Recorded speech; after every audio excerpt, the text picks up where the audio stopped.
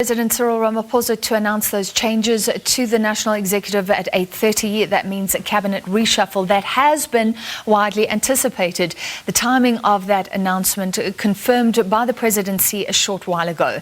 To discuss, we're now joined by political analyst Barry Hanyane. Mr. Hanyane, thank you for being with us.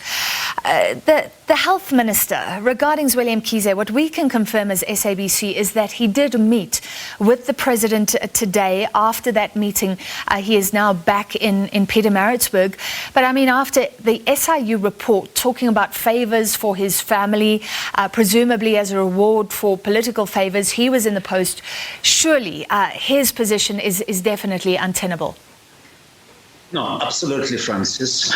I think this is the end as far as speculations in relation to the composition of the executive, but more so it puts a lot of pressure on the part of the president to actually retain those loyal members close to him who should actually support him at a time when painful decisions by the ANC under his leadership, obviously, are supposed to be taken. It was somewhat something that was expected, given the amount of revelations that have been in the press lately. And these were revelations that were meant to dent his integrity. So the best thing to do, by and large, was to give in and do what is right. And of course, in a way, demonstrate what is left of leadership in his career. Yeah. Well, the other doctor in the cabinet is Dr. Aaron Motsoaledi. Some speculation that he will fill the post. We also have an MEC in Limpopo that has performed wonders around the registration of old people for vaccinations. Who do you tip for the post? Yeah, difficult to tell, but it wouldn't be surprising that Dr. Poppy might be called in to make sure that once again that portfolio on a national level somewhat enjoys stability.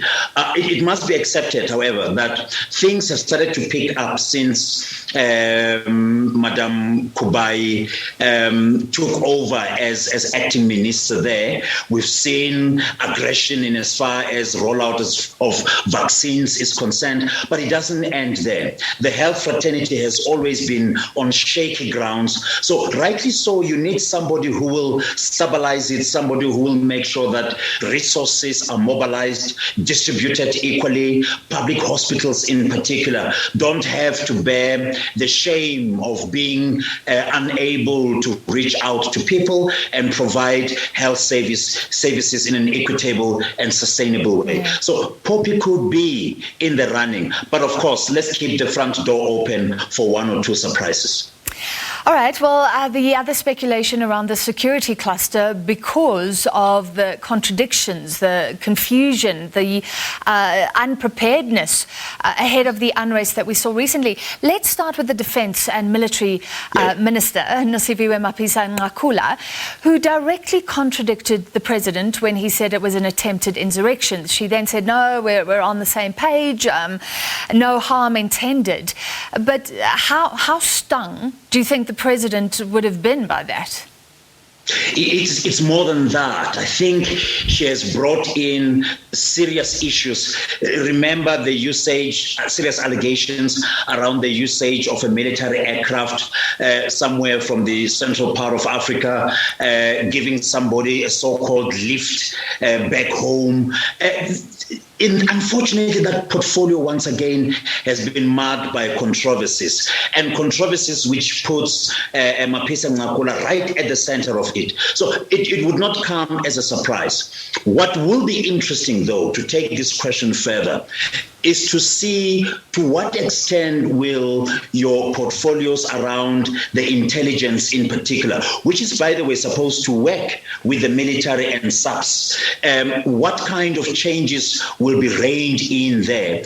Speculation, the Commissioner and the Minister of Police, Mr. Begitele, not seeing eye to eye, suggesting it's just a rumor, but nonetheless, fictions there may have somewhat somewhat contributed negatively in terms of making sure that work is done on the ground, and by and large, not to take the blame for the looting that we've seen in KZN and Gauteng. Others are of the view that if that portfolio was working well within the cluster, some of these incidences could have been avoided. So the issue of merit could very well be at the center of any possible changes in that cluster. Yeah.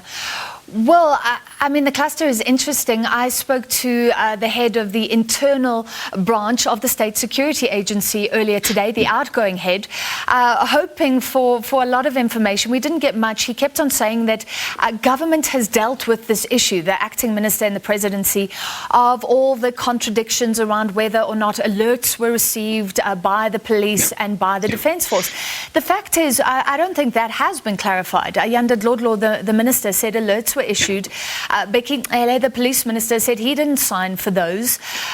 We still don't know who should go here, because on the other hand, perhaps the police minister was wise not to inflame the situation, certainly at Nkandla, where people carried guns, maybe around the looting. He did want to avoid bloodshed.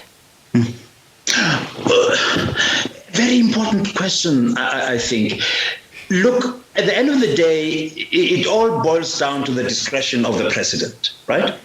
What is said, though, is that we haven't seen some kind of a scientific system or instrument that is likely to assist the president when making choices of this nature.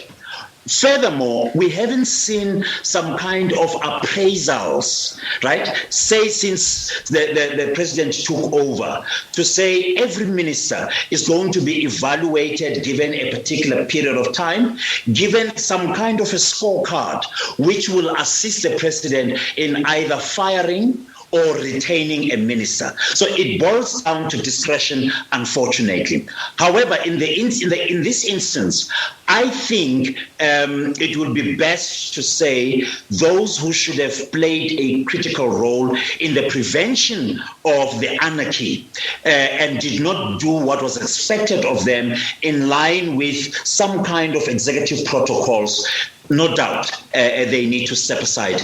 And I'm using the word step aside very carefully, since it has generated a new meaning within the ANC. But rightly so, the president now must yield some kind of a stick and make sure that those who are underperforming are basically shown the door. All right, thank you, political analyst Barry Hanyane, and we will bring you that announcement live 8:30 tonight, the president to announce changes to the national executive.